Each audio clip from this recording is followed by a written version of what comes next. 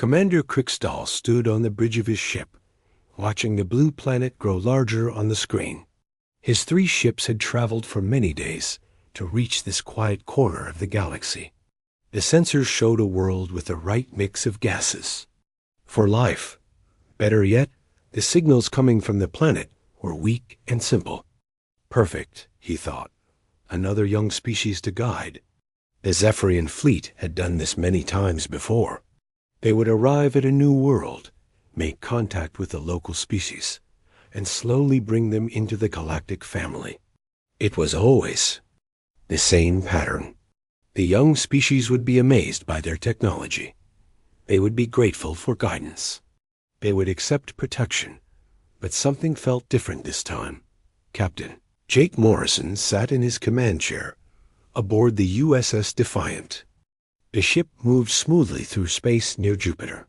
It was a routine patrol, or so he thought. Then the sensors began to beep.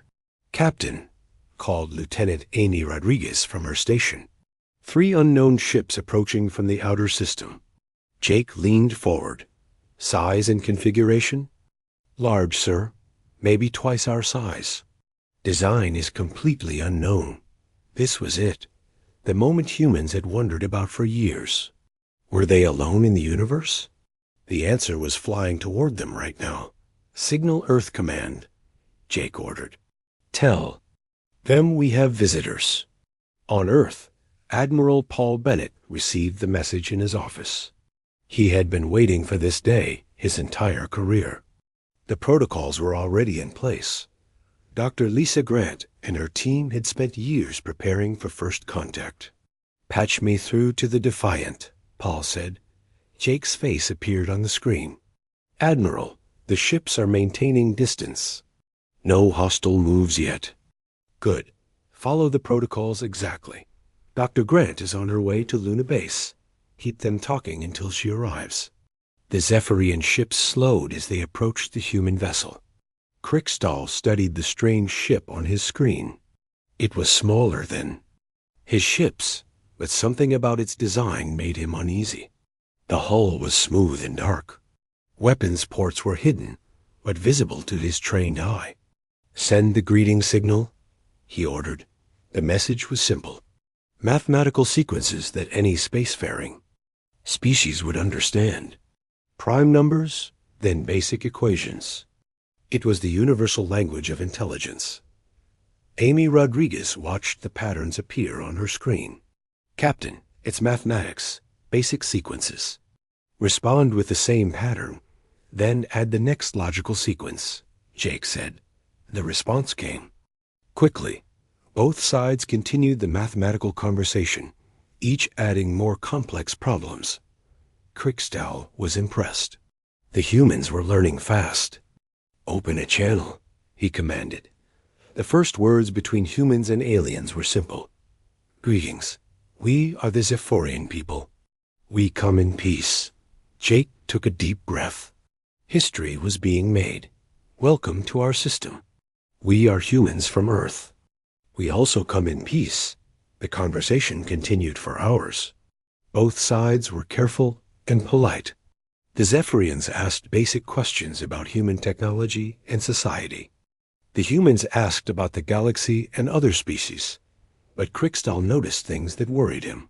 The human ship's power readings were higher than expected. Their communication system was more advanced than it should be. When he asked about their technology, the humans gave vague answers. Dr. Lisa Grant arrived at Luna Base and took over the conversation. She was calm and professional, but she also noticed the aliens' strange reactions. They seemed surprised by human capabilities. "We would like to invite you to visit our world," she said. "We can learn much from each other." Krikstal agreed, but he was troubled. This was not going as planned. These humans were supposed to be primitive. They should be amazed by his ships and technology. Instead, they acted like equals. He sent a coded message to the Galactic Council. "Species more advanced than expected. Recommend caution." The response came quickly. "Continue as planned." All young species seem advanced at first, but Krikstal knew better. He had made contact with dozens of species. This felt different. Ambassador Helen Carter welcomed the alien delegation to Earth. She was dressed in her finest uniform, and she smiled warmly. But she also noticed how the aliens studied everything around them. They were not here just to say, "Hello, we are honored by your visit," she said. "Humanity has always wondered if we were alone." Quickstall bowed slightly. "We are here to welcome you to the galactic community. There is much we can teach you." The word teach made Helen pause. It sounded less like an offer and more like a statement of superiority. The first day of meetings went well on the surface. The aliens shared basic information about the galaxy. They spoke of peace and cooperation. They offered to help humanity develop better technology. But Colonel Steve Parker, watching from the security center, noticed how the aliens reacted to human technology. They were not impressed. They were concerned. "Amy," he called to Lieutenant Rodriguez, who was still serving as translator. "What exactly are they saying about our technology?" Amy frowned as she listened to the alien conversations. "They keep using words that translate to unexpected and concerning. They seem worried about our defensive capabilities." That night, as the aliens rested in their quarters, Quickstall sent another message to the Council. Humans possess technology that rivals our own. Military posture is more advanced than any species we have encountered. Request immediate guidance. The response was swift and cold. Impossible. Continue integration protocols. Report any resistance. But Quickstall knew what he was seeing. These humans were not the primitive species they had expected to find. They were something else entirely. As he looked out at the stars from his window, Quickstall felt a chill. For the first time in his long career, he wondered if the Zephyrians had made a terrible mistake. Tomorrow would bring more meetings, more conversations, and more revelations. But tonight, both sides went to sleep, knowing that nothing would ever be the same. The galaxy was about to change forever. The Luna Base conference room was filled with tension. Dr. Kevin Walsh sat across from the Zephyrian delegation, trying to understand what they were really saying. The aliens spoke of the galaxy as if it belonged to them. The Eternal Confederation has maintained peace for over 10,000 years, Quickstall explained. We guide younger species into the galactic family. It is our duty to protect and teach.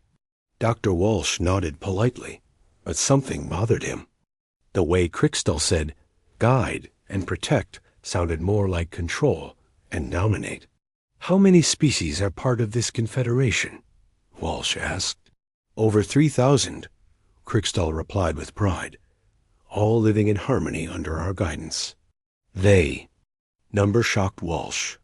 3,000 species, all following the same rules, all under alien control. It sounded less like a family and more like an empire. On Earth, Colonel Steve Parker was having his own concerns. His intelligence team had been analyzing the alien technology. The results were disturbing. "Sir," said Lieutenant Julie Hayes, "their weapons are actually less advanced than ours. Their ships are bigger, but they use older technology." Steve frowned. "That doesn't make sense. If they're so advanced, why are their weapons weaker?" "Maybe they don't need better weapons," Julie suggested. "Maybe they've never faced real opposition." The thought made Steve's blood run cold. A galactic empire that had never been challenged. Thousands of species that had never fought back.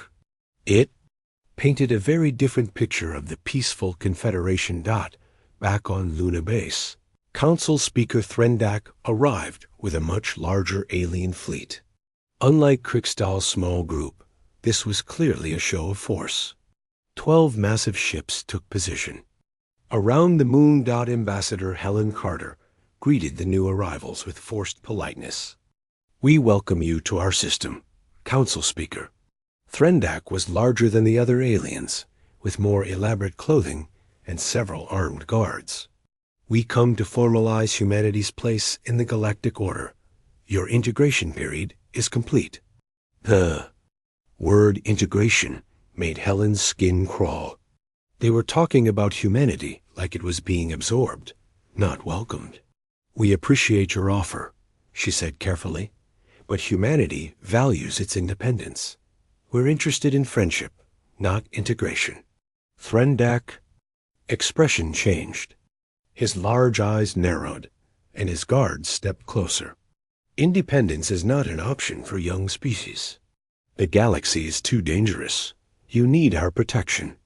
It was the first direct threat, and everyone in the room felt that Dr. Chris Johnson was giving the aliens a tour of the medical facilities when everything changed. He was proud to show off humanity's latest achievements in medicine and technology. This is our nanomedicine lab, he explained. We can repair cellular damage at the molecular level. The aliens stopped walking. They stared at the equipment with expressions that looked like fear. Nanomedicine? One of them whispered. That technology was lost centuries ago. Chris was confused. Lost? We just developed it 5 years ago. The aliens exchanged worried looks. They spoke in their own language, but their tone was clearly alarmed. Engineer. Maria Lopez was having a similar experience in the power plant. She was explaining humanity's fusion reactors when the aliens suddenly became very quiet. The efficiency rating is 93%, she said proudly. We hope to reach 95% next year. The lead alien scientist made a choking sound. 93%? That's impossible. Our best reactors only reach 70%. Maria shrugged. We had some breakthroughs in magnetic containment. It wasn't that hard once we figured out the math. The alien looked like he was going to be sick. That evening, General Frank Williams hosted a dinner for the alien delegation. He was trying to be friendly and welcoming, but the conversation kept taking strange turns.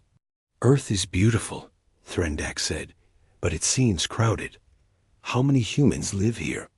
About 8 billion, Frank replied. The alien delegation fell silent. They stared at him in shock. 8 billion? Threndak repeated. On one world? Yes, though we've been expanding. We have colonies on 12 star systems now.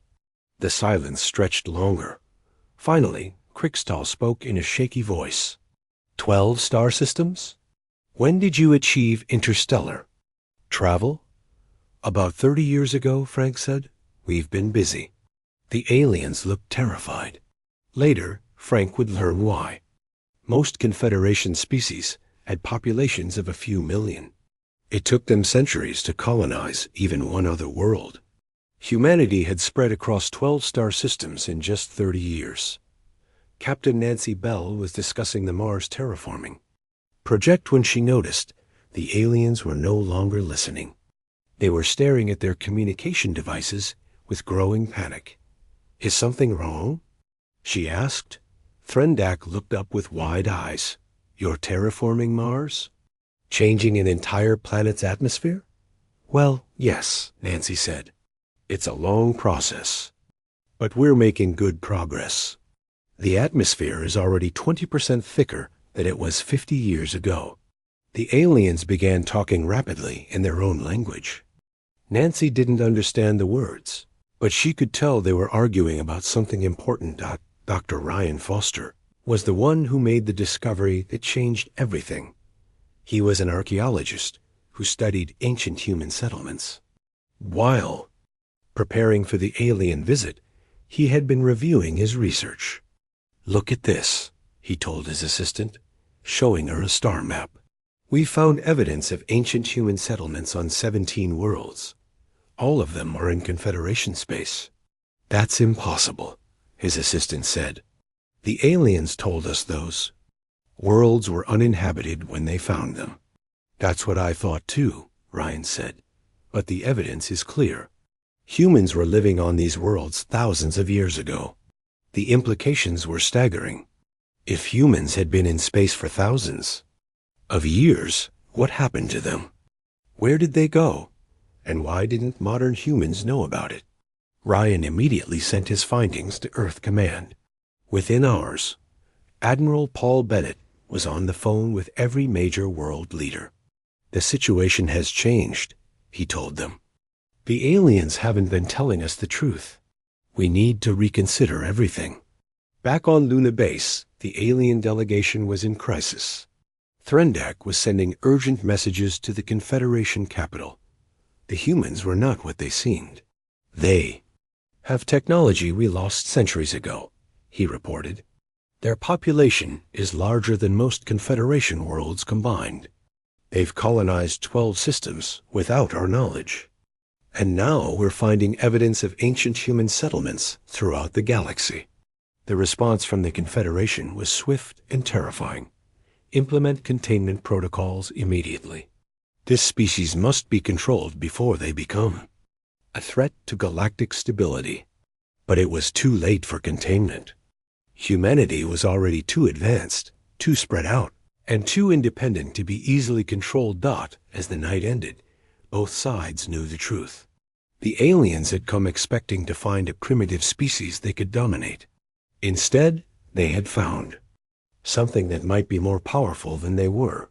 The friendly first contact was over. Now the real game was about to begin. High Counselor Vexthara stood in the great chamber on Nexus Prime, the capital world of the Eternal Confederation.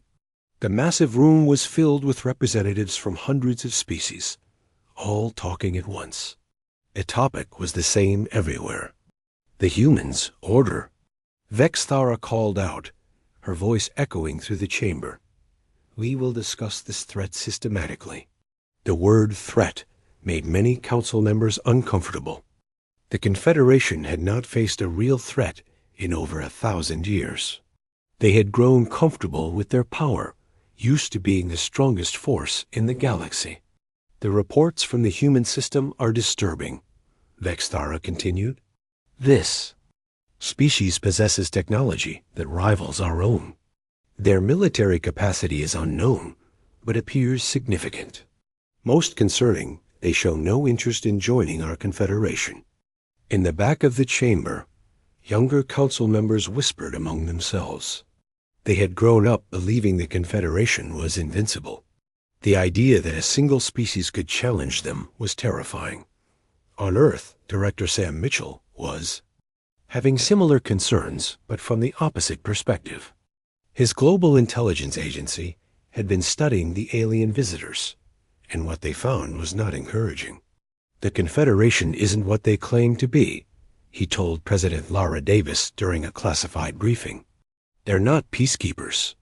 They're conquerors who use pretty words." President Davis leaned forward. "Explain." "Every species they've guided has been technologically suppressed," Sam continued. "Their populations are controlled. Their military forces are disbanded. They're not members of a confederation. They're subjects of an empire." The president's face went pale. "And they want to do the same to us?" "They expected to," Sam said, "but we're not cooperating with their plans." Agent Julie Hayes had been monitoring alien communications from a hidden facility in Colorado.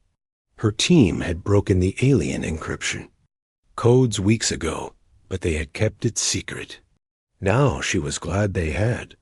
"The aliens are panicking," she reported to her supervisor. "They're using terms like apex predator species and galactic destabilizer when they talk about us." Her supervisor, Agent Tony Martinez, frowned. "What does that mean?" "It means they're scared," Julie said. "Really scared. They're talking about humanity like we're some kind of monster that just woke up." The fear was not without reason. The aliens had designed their entire system around being the most advanced species in the galaxy. They had better technology, larger fleets, and more experience. But humans were challenging all of those advantages. Back on Luna Base, the situation was getting worse. The aliens had requested a cultural exchange where they would demonstrate their advanced weapons. Ambassador Helen Carter had agreed, thinking it would be educational. Commander Tony Baker was in charge of the demonstration. He watched as the aliens set up their most powerful weapon, a plasma cannon that could destroy a small moon. "This is the pinnacle of Confederation military technology," Thrindak announced proudly. "It represents thousands of years of development." The weapon fired at a test target, vaporizing it completely. The alien delegation smiled with satisfaction. "Impressive," Tony said politely. "Would you like to see one of our defensive systems?" The aliens agreed, expecting to see primitive human technology.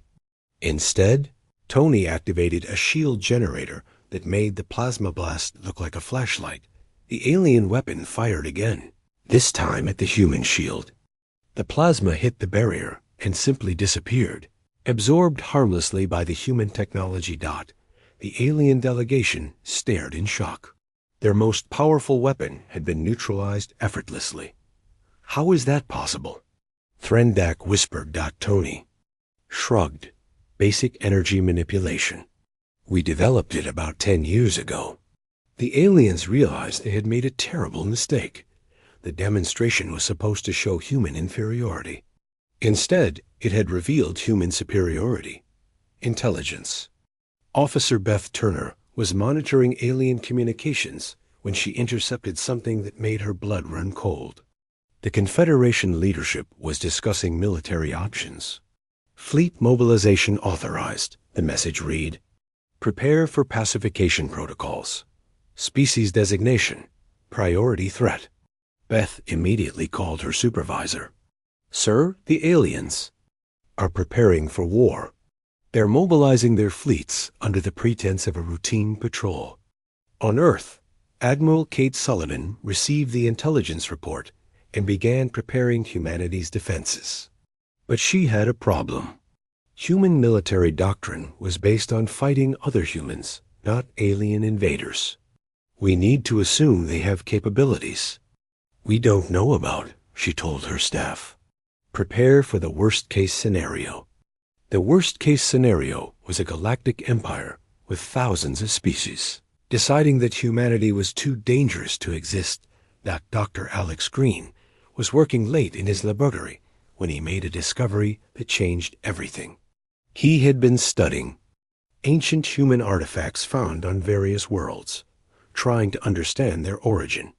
"This can't be right," he muttered, looking at his translation of an ancient text. "It says these artifacts are from the great human empire that ruled the galaxy 12,000 years ago." He ran the translation program again, but the result was the same.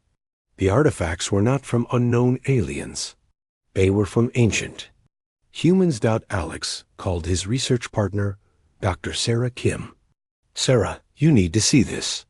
I think humans have been in space much longer than we thought." Sarah arrived within an hour and looked at the evidence. "If this is true, then we're not newcomers to the galaxy. We're returning to it." The implications were staggering. If humans had once ruled the galaxy, what happened to them? Where did they go? And why did modern humans have no memory of their ancient empire? More importantly, if humans had been that powerful before, what were they capable of now? The answers began to emerge from archaeological sites around the solar system. Ancient human technology was buried on Luna, Mars, and several asteroids. The technology was incredibly advanced, far beyond anything humans or aliens currently possess. Dr. Peter Clark, leading the archaeological team on Luna, made the most disturbing discovery. The ancient humans didn't die out, he reported. They deliberately shut down their technology and withdrew from the galaxy. "Why would they do that?" asked his assistant. "I don't know," Peter said. But the shutdown was voluntary and controlled.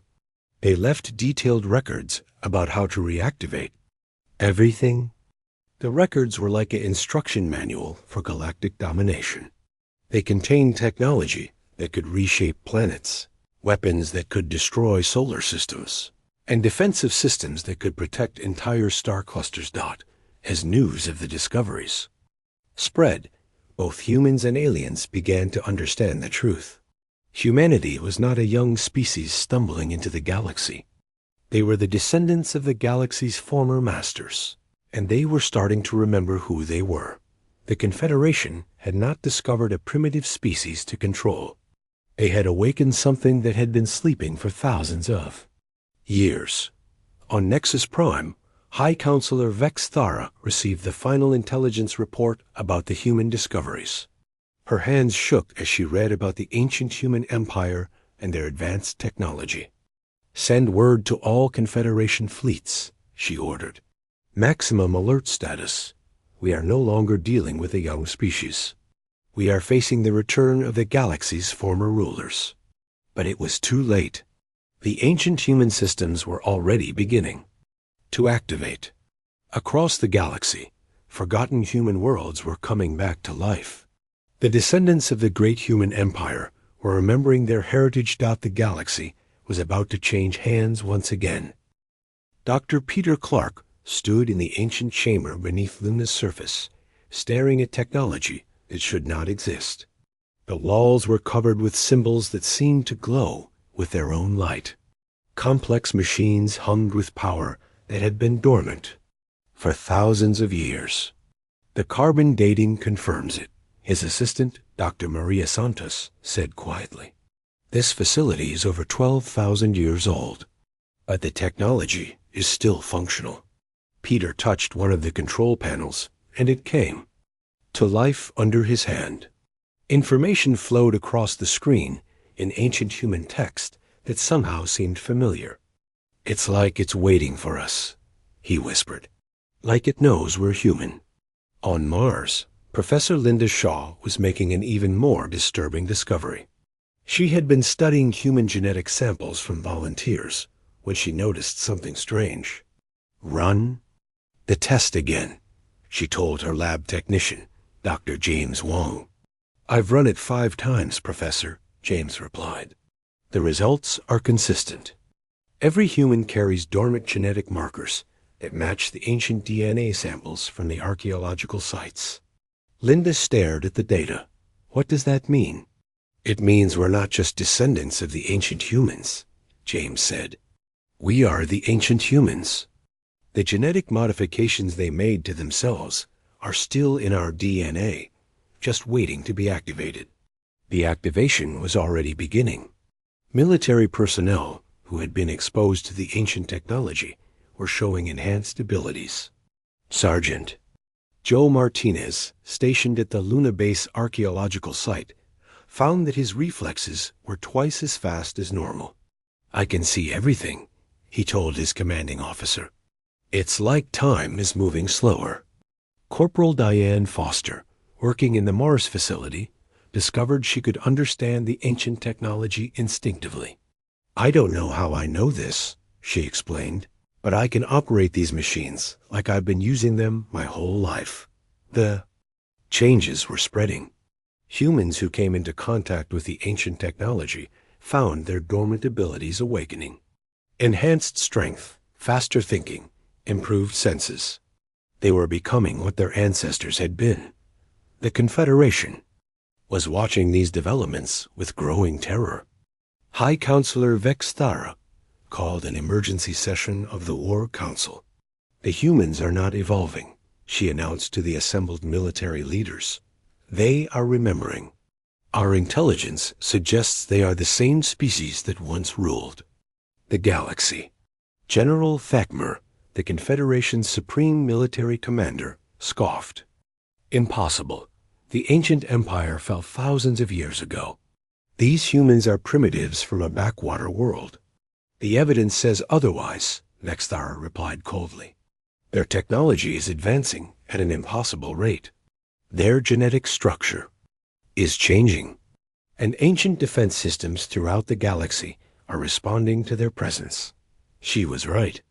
On forgotten worlds across the galaxy, automated systems were coming online. Planets that had been empty for millennia were suddenly protected by energy shields that the Confederation could not penetrate.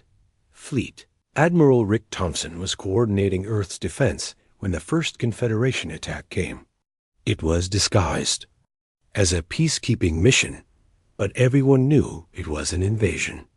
12 Confederation fleets approaching from multiple vectors, reported Captain Sandra Lee from the command center. They're taking positions around the solar system. Admiral Thompson activated the defense protocols that had been hidden since. First contact. All units, implement Plan Alpha. Show them what we've really been building. The human ships that emerged from hiding were not the simple vessels the aliens had seen before. They were sleek, powerful, and equipped with technology that made the Confederation fleets look ancient. General Carroll Watson, commanding the Colonial Defense Forces, received similar reports from human settlements throughout the galaxy. The aliens are attacking all human colonies simultaneously, she reported, but our defenses are holding.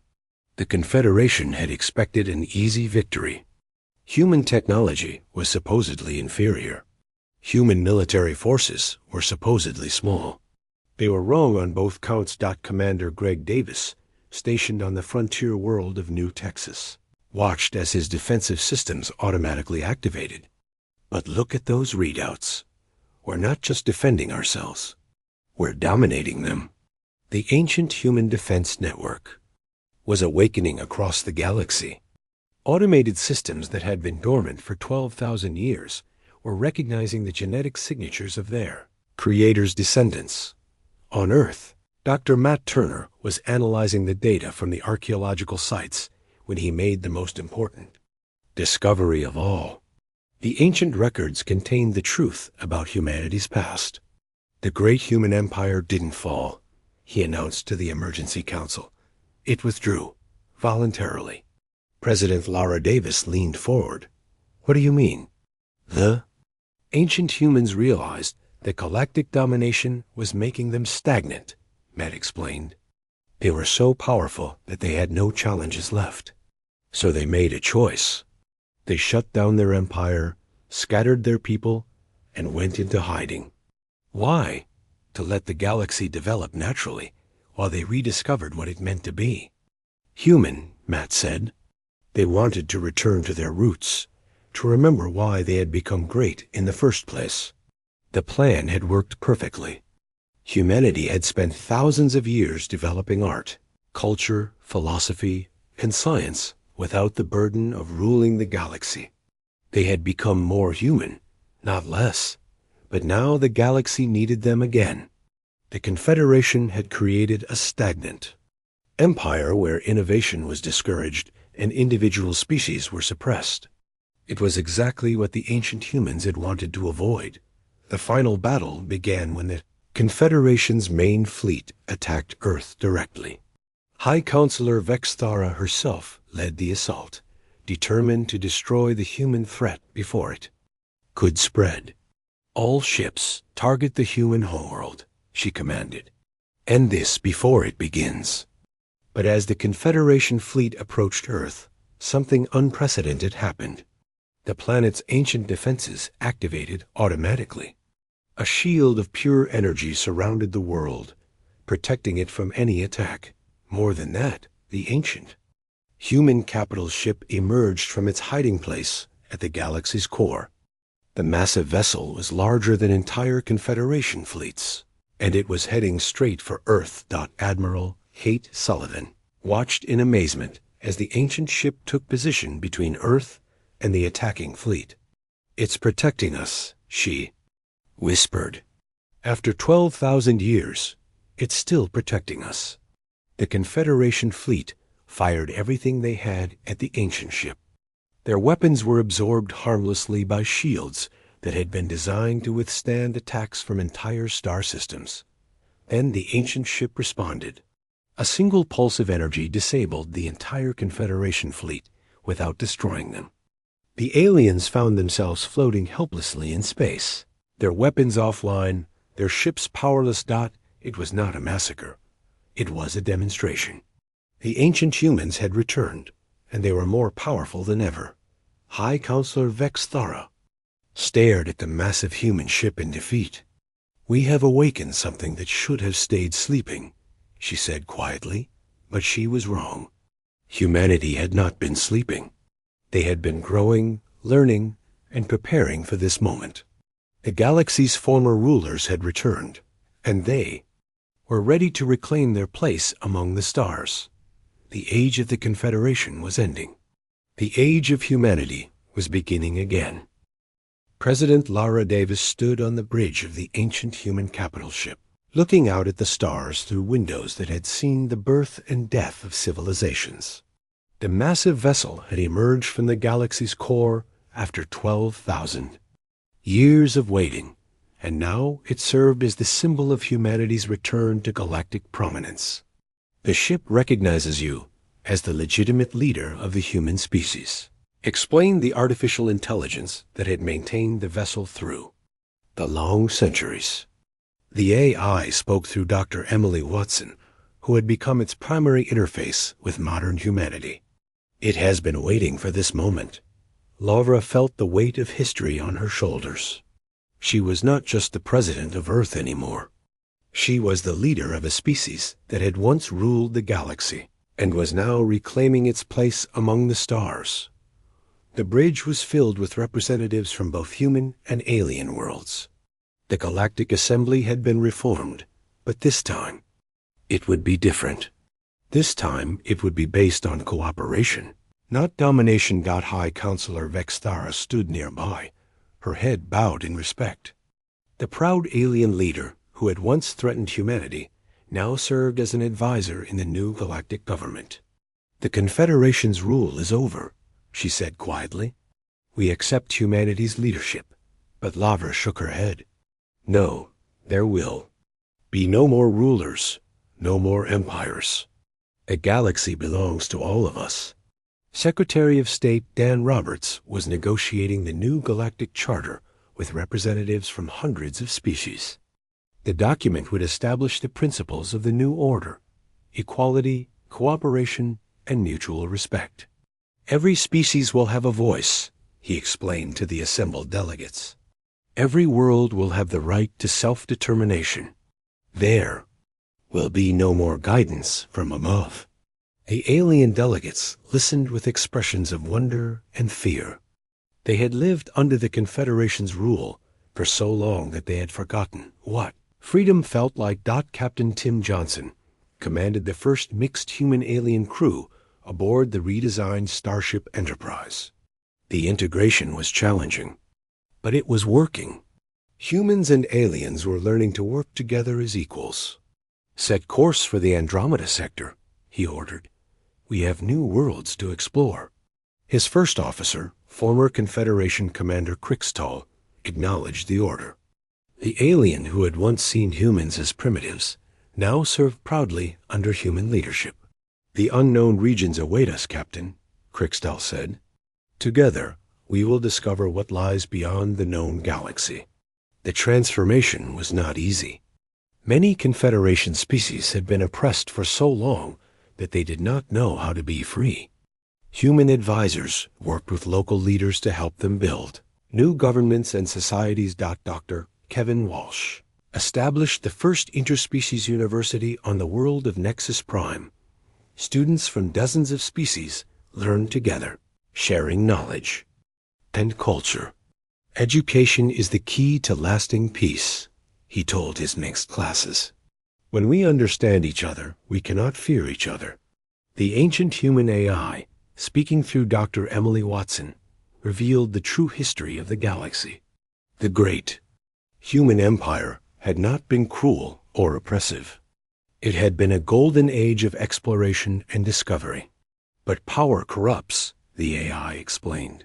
Our ancestors realized they were becoming what they had fought against. They chose to withdraw rather than become tyrants. The withdrawal had been planned and executed over several centuries. The ancient humans had scattered their people across the galaxy, erasing their own history and technology. They had wanted their descendants to rediscover greatness through struggle and growth. They succeeded, the AI concluded. Modern humanity is stronger and wiser than the ancient empire ever was. The proof was in how humans handled their return to power. Instead of seeking revenge against the Confederation, they offered partnership. Instead of imposing their will, they encouraged diversity. Ambassador John Carter worked with former enemy commander Crickstall to establish the first joint human-alien colony. The world of New Harmony was a testament to what cooperation could achieve.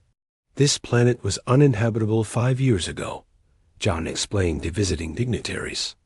Now it supports 3 million inhabitants from 12 different species.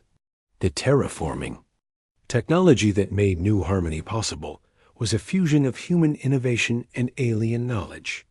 Neither species could have achieved it alone. Children born on New Harmony grew up speaking multiple languages and understanding multiple cultures. They were the first generation of true galactic citizens. The military transformation was equally dramatic. The Confederation's massive fleets were disbanded, replaced by smaller, mixed-species exploration and defense forces. Admiral Kate Sullivan commanded the new Galactic Defense Force, which included ships and crews from every member species. Their mission was not conquest, but protection. "We will defend the weak and explore the unknown," she announced at the force's inaugural ceremony. "We will be guardians, not conquerors." The economic changes were revolutionary. The Confederation had controlled trade and technology, keeping member species dependent. The new system encouraged innovation and competition. Dr. Lisa Grant established the Galactic Research Institute, where scientists from all species worked together on breakthrough projects. The Institute's first success was a new form of faster-than-light travel that made exploring distant galaxies possible. "Science knows no species boundaries," she told her diverse research teams. "Knowledge belongs to everyone." The Cultural Renaissance was perhaps the most important change. For thousands of years, the Confederation had suppressed individual cultures in favor of uniformity. Now, each species was free to express its unique heritage. Art galleries on every world displayed works from dozens of different species. Music that blended human melodies with alien harmonies filled concert halls. Literature that explored universal themes through different perspectives became popular across the galaxy. Engineer Maria Lopez led the project to restore damaged worlds that had suffered under Confederation rule. Her teams used advanced human technology, combined with alien knowledge, to heal planets that had been strip-mined or polluted. "Every world deserves a chance to flourish," she said as she watched forests grow on a planet that had been barren for centuries. "We're not just rebuilding. We're making things better than they ever were." The ancient human facilities throughout the galaxy were converted into schools and research centers. The technology that had once been used for war was now dedicated to peaceful purposes. Dr. Peter Clark, who had discovered the first ancient facility on Luna, became the director of the Archaeological Preservation Society. His mission was to protect and study the remnants of the old empire while ensuring they were used wisely. "The past teaches us," he explained to his students, "but it should not control us. We must learn from our ancestors' mistakes and build a better future." The transformation extended to the smallest details of daily life. Trade routes that had once carried tribute to the Confederation capital now connected free worlds in a network of mutual benefit. Children who had grown up under Confederation rule learned new concepts like democracy, individual rights, and personal freedom. For many species, these ideas were revolutionary. General Frank Williams established the Galactic Peacekeeping Academy, where representatives from all species learned conflict resolution and diplomacy. The Academy's motto was simple: strength through understanding. "War should always be the last option," he taught his diverse classes. "A wise leader finds ways to solve problems without violence." The religious and philosophical changes were equally profound. The Confederation had promoted a single official belief system. The new galactic order celebrated spiritual diversity.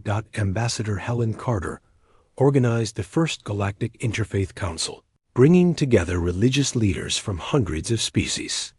Their discussions led to new understandings about the nature of consciousness and the meaning of existence. Every species seeks the same fundamental truths, she observed. We just express them in different ways. The economic prosperity that followed the changes surprised everyone.